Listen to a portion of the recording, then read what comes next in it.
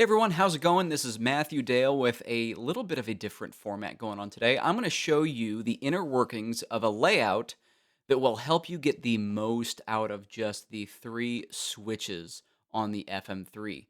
I love the FM3 for its form factor. It's nice and small, but sometimes it can be a little bit tricky to navigate only using these three switches on a gig. But check this out. So I've got three different amplifiers going on here. I'm utilizing scenes to access these different amps. And when I hit the Vox amplifier, I've got an effects layout, drive, and a boost, and then I can one tap go back. Let's say I want to access the Carolan Takana. I've got a drive that's already selected under that scene. I've got a boost function. I can toggle that on and off. Take a look at this. If I hold down the back button, I've got two more effects. I can engage a phaser. I can engage a tremolo or whatever. One tap back, one tap back. I've got three more scenes. I've got two more scenes, so that's all 8 scenes. And then I've got the tap tempo going on here as well. Hold it down for a tuner.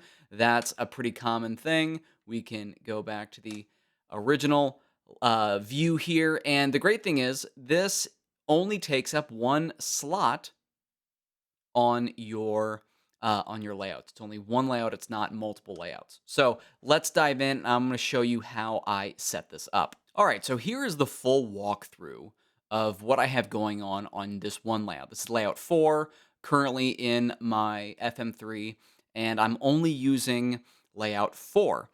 So here, under the first 3 scenes, scenes 1, 2, and 3, all I'm really doing here is selecting which amp channel and cabinet channel for these respective amplifiers. And you can see when I select one of those amplifiers, then I go to this really kind of small but useful effects layout where it's one tap to go back to sort of this first 3 scenes view here, and then whatever amplifier I go to, I'm utilizing my most used effects would be drive, phaser, boost, and then I put a harmonic trem in this preset, and I thought that was kind of cool. But certainly, like the drive and boost functionality for kind of your typical cover gig is really, really, really useful.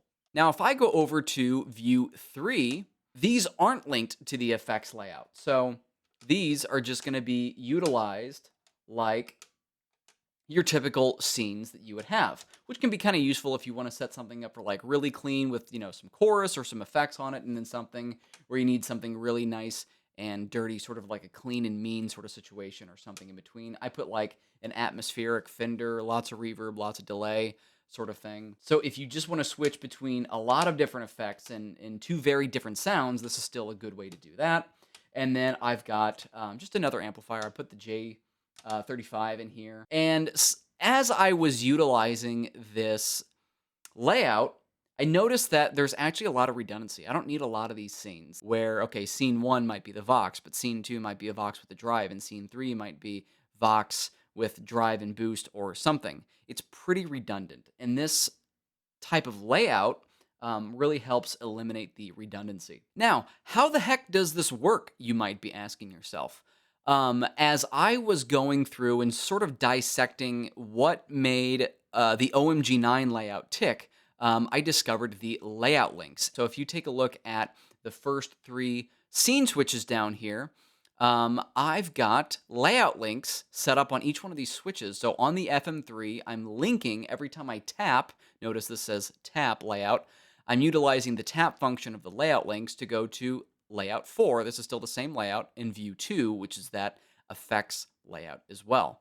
And then it's the same link set up for all of these. Layout 4, view 2, layout 4, view 2, yada, yada, yada. Now, not only can you utilize these layout links in the layout menu itself, but you can also set this up as a per preset. So on another preset, which I really like, called the sauce, because it's good on everything. Up here under this, I'll go ahead and select it over here as well. Up here under the ODS, I have the ODS on here. I've done a per preset override, and you can link to that as well on an override. So if I select this, even though it's the same layout and different preset, I can still link quickly to my effects. So you can set it up not only as a global thing, but also as a per preset thing, which I think is really, really, really handy. Now, here's another really useful thing that makes this 3 switch, really only 2 switch, because this back button is just functioning as a back button. But in order to get a lot of usability out of just these 2 switches for effects, I'm going to utilize the reveal hold on the hold function.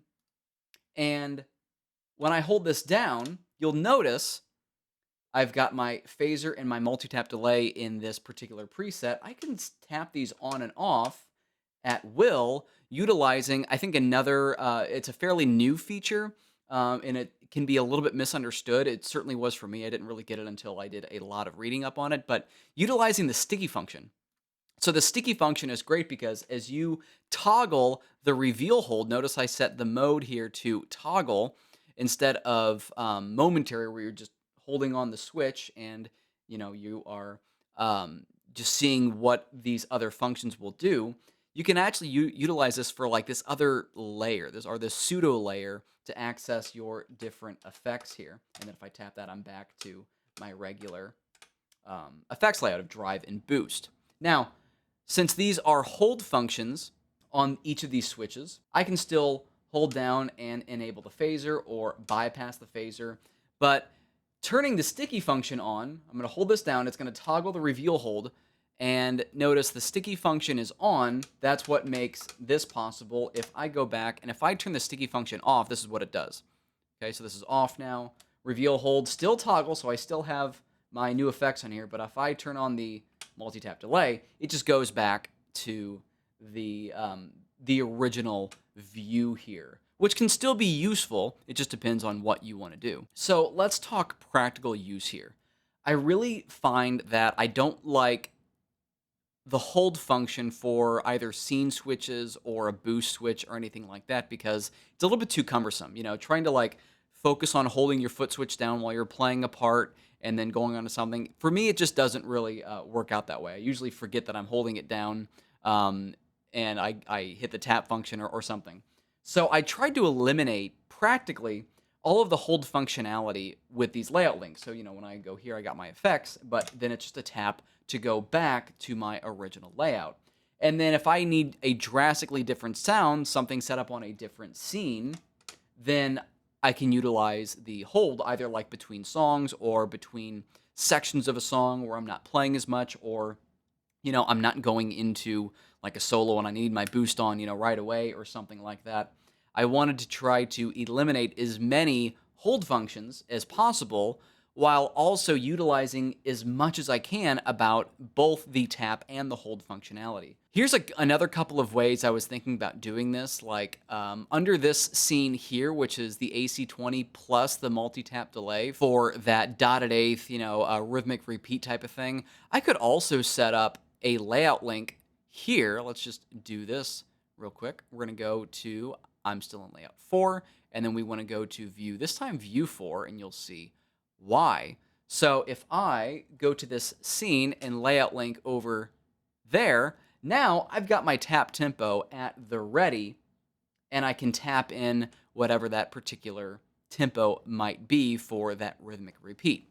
Now, in order to really kind of get the most usability out of this, I probably would set up a completely different layer. I might not need all 8 scenes. So under this view here, I might have, another 6 scenes, and on view 4, I might do another similar link where I have a back button here to get back to scenes 4, 5, and 6. And then I've got the tap tempo at the ready. Maybe I have another effect at the ready. And you can see the possibilities that this really gives you. It's really great. It's really fast. I've been using this layout for 3 weeks, and it really, really does a lot to get a lot of usability and a lot of customizability, I guess I'd say, out of just the 3 switches on the FM3. So I hope this helps sort of expand your view of how to do your own custom layouts, how to link certain layouts together to give you some more functionality of just the 3 switches on the FM3. Cool. I'll see you guys later.